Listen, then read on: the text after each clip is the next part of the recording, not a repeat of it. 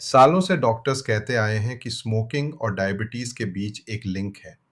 शायद एक कोइंसिडेंस, दो चीजें जो बस एक साथ दिख गईं। पर अब साइंस ये नहीं कहती। स्मोकिंग बस टाइप 2 डायबिटीज के साथ चलने वाली बीमारी नहीं है, बल्कि अब एविडेंस ये पॉइंट करता है कि स्मोकिंग एक्चुअली डायबिटीज का कारण बनती है। एक्टिव स्मोकर्स में लगभग 44% ज्यादा रिस्क होता है, और अगर आप हैवी स्मोकर हैं तो ये रिस्क 61% तक बढ़ जाता है। तो हम एसोसिएटेड से लेकर कॉजेस तक कैसे पहुंचे, चलिए इसको समझते हैं। साइंटिस्ट के सामने सबसे बड़ी प्रॉब्लम ये थी कि बहुत सी चीजें डायबिटीज के साथ दिखती हैं। स्ट्रेस, खराब नींद, नाइट शिफ्ट्स या फिर डाइट। पर दो चीजों का साथ दिखना ये प्रूव नहीं करता कि एक की वजह से दूसरी चीज हो रही है। यही फर्क है कोरिलेशन और कोजेशन में। और आप एथिकली ऐसा कोई ट्रायल नहीं कर सकते जहां आप लोगों को जबरदस्ती 20 साल तक स्मोक करने बोलेंगे, बस ये देखने के लिए कि क्या होता है। तो आप एक्चुअल कॉज कैसे प्रूव करते हैं? इसका आंसर है एक बहुत ही क्लेवर मेथड जिसे मेंडेलियन रैंडमाइजेशन कहते हैं। ये आपके जेनेटिक वेरिएंट्स यानी उन ट्रेट्स का यूज करता है जो आपको बाय बर्थ मिलते हैं स्मोकिंग बिहेवियर को समझने के लिए। क्योंकि आपके जीन्स बर्थ के वक्त ही फिक्स हो जाते हैं, इसलिए लाइफस्टाइल, इनकम या डाइट उन्हें बदल नहीं सकती। इससे सारा कंफ्यूजन खत्म हो जाता है। और 2019 में एक स्टडी ने इसी मेथड का यूज करके प्रूव किया कि जिन लोगों में जेनेटिकली स्मोक करने की टेंडेंसी ज्यादा थी, उनमें टाइप 2 डायबिटीज का रिस्क काफी हाई था। इंसानों पर बिना किसी लाइव लैब एक्सपेरिमेंट के ये प्रूफ के सबसे ज्यादा करीब है। ये पूरा केस 5 पिलर्स पर टिका है। पहला, big data. 25 long term studies के एक मेटा एनालिसिस में पाया गया कि स्मोकर्स में टाइप 2 डायबिटीज होने का रिस्क 44% ज्यादा था। हेवी स्मोकर्स में ये 61% था। दूसरा, जेनेटिक प्रूफ। वही मेंडेलियन रैंडमाइजेशन स्टडी। ये वही स्टडी है जो एविडेंस को लिंक्ड से बढ़ाकर कॉजल बना देती है। तीसरा, सेकेंड हैंड स्मोक। जो लोग खुद स्मोक नहीं करते पर किसी स्मोकर के साथ रहते हैं, उनमें भी 87% ज्यादा रिस्क होता है। ये इंडियन हाउस होल्ड्स में बहुत मैटर करता है, जहां घर के अंदर स्मोकिंग अभी भी कॉमन है। छोटा, क्विटिंग पैराडॉक्स।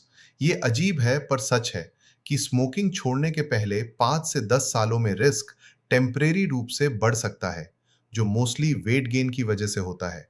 पर लॉन्ग टर्म में इसका बेनिफिट बिल्कुल क्लियर और अनएम्बिगुअस है।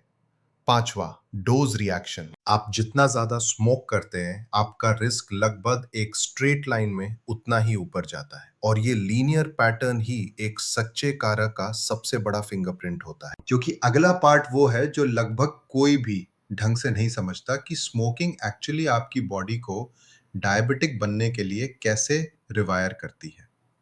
ये जेन्युइनली फैसिनेटिंग है और ऑनेस्टली थोड़ा अलार्मिंग भी।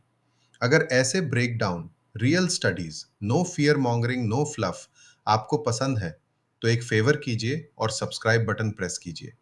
हम हर हफ्ते ऐसे एविडेंस बेस्ड हेल्थ एक्सप्लेनर्स लाते हैं, और हो सकता है कि अगला वीडियो आपकी फैमिली में किसी को टाइम पर चेकअप कराने की वजह बन जाए। ओके, वापस आते हैं आपके पैंक्रियास पर। एक रियल कॉज के पीछे एक रियल मैकेनिज्म होना जरूरी है, और स्मोकिंग के पास 4 मैकेनिज्म्स हैं। पहला, इंसुलिन रेजिस्टेंस। निकोटीन आपकी मसल्स में एक मॉलिक्यूलर स्विच फ्लिप कर देता है, जो ग्लूकोज को अंदर आने से रोकता है। ऐसा दिन ब दिन, साल दर साल होने से आपकी बॉडी की शुगर हैंडल करने की एबिलिटी धीरे धीरे खत्म हो जाती है। दूसरा, बीटा सेल डैमेज। ये वो सेल्स हैं जो इंसुलिन बनाते हैं। टोबैको स्मोक के टॉक्सिक कंपाउंड्स इन सेल्स की डेथ का कारण बनती है।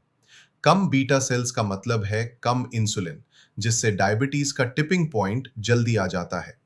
तीसरा, क्रॉनिक इन्फ्लेमेशन। स्मोकिंग आपकी बॉडी को एक constant low grade inflammatory state में रखती है, और ये इन्फ्लेमेटरी सिग्नल्स इंसुलिन प्रोडक्शन और इंसुलिन रिस्पॉन्स दोनों को खराब करते हैं। छोटा, डेंजरस फैट। निकोटीन फैट को अंदर की तरफ, आपके ऑर्गन्स की तरफ पुश करता है। ये मेटाबॉलिकली सबसे हार्मफुल फैट होता है और सबसे ज्यादा डायबिटीज से जुड़ा होता है। इन चारों को एक साथ देखें तो ये बस एक ऐसी आदत नहीं है जो आपके लंग्स के लिए बुरी है। ये एक ऐसी मशीन है जो चुपचाप डायबिटीज मैन्युफैक्चर कर रही है। तो अब आपको क्या करना चाहिए? अगर आप स्मोक करते हैं और आपको अभी तक डायबिटीज़ नहीं है, तो ये एक्चुअली एक अच्छी खबर है। आपका रिस्क रियल और मेजरेबल है, पर इसे बदला जा सकता है। स्मोकिंग छोड़ने से ये वक्त के साथ कम हो जाता है।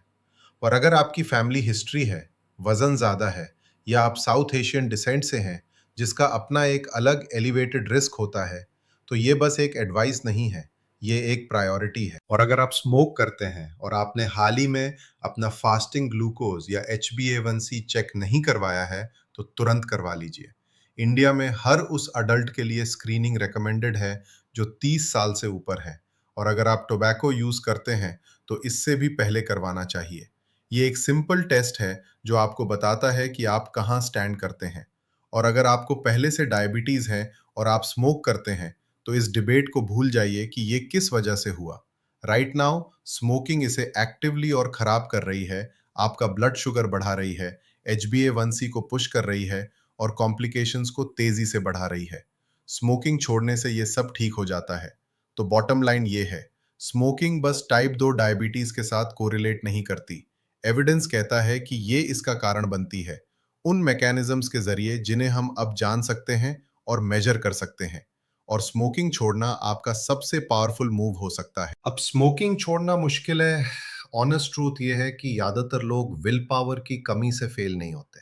वो इसलिए फेल होते हैं क्योंकि वो अकेले बिना किसी प्लान और सपोर्ट के कोशिश करते हैं। अगर आपके साथ भी ऐसा है, तो अकेले स्ट्रगल करने के बजाय एक स्ट्रक्चर्ड हेल्प लेना बेहतर है। स्मोक सेफर जैसे रिसोर्सेज इसीलिए बने हैं ताकि इंडिया में लोगों को स्मोक काम करने और छोड़ने का एक क्लियर साइंस बैक्ड रास्ता मिल सके, बजाय इसके कि कोई बस उन्हें स्टॉप बोल दे। और इंडिया की नेशनल टोबैको क्विट लाइन बिल्कुल फ्री है, 1800-112356 पर, अगर आप वहां से शुरू करना चाहें। आप जो भी रास्ता चुने कहीं से शुरू करें। अगर इससे हेल्प मिली हो तो सब्सक्राइब करें और उस एक इंसान के साथ शेयर करें जिसे इसकी सबसे ज्यादा जरूरत है। हो सकता है कि ये एक नज उन्हें टाइम पर चेकअप कराने पर मजबूर कर दे।